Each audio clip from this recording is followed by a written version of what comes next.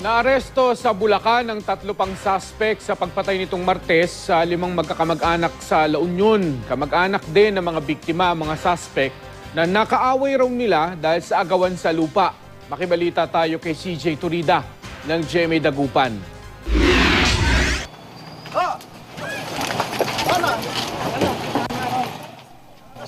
Hindi napigilan ng anak ng isa sa mga biktima ng pamamaril sa barangay Capas, Agoo, La Union ang kanyang emosyon nang makita niya ang mga sospek sa krimen na kamag-anak din nila. Naaresto ang mga sospek sa follow-up operation sa pinagtaguan nilang lugar sa barangay Dulong Bayan, San Jose del Monte City, Bulacan kahapon ng umaga. Nahuli si Eduardo Gayo at mga anak nitong sina Noel at Demetrio. Nauna nang naaresto ang isa pang anak na Eduardo na si Ferdinand sa kanilang bahay sa Agoo. Sumunod na rin sila sa nawala sa amin. Sa pamagitan ng mga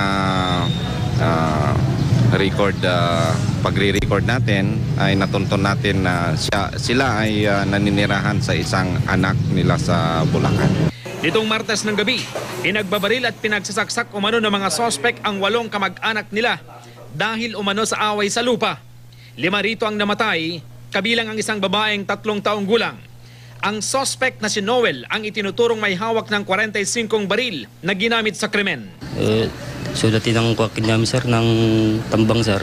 Sisi kami pati nakigamdati ko sir ti kutsilyo bunangkin ko. Digi sir nga ibagbagada.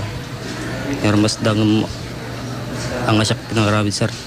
Dinamay ako, nakita daw ako dun, wala naman ako dun, nandun ako sa bahay namin, kagigising ko lang. Agawan sa lupa umano ang ugat ng krimen. Hindi talaga nga ganda tindang patayin. Dati alitan may gamin na giti inada. Kinukonsidera ng case close ang krimen at anumang oras mula ngayon ay ihahain na sa piskalya ang kasong murder at frustrated murder laban sa mga suspect. CJ Torida, Nagbabalita, Pilipinas.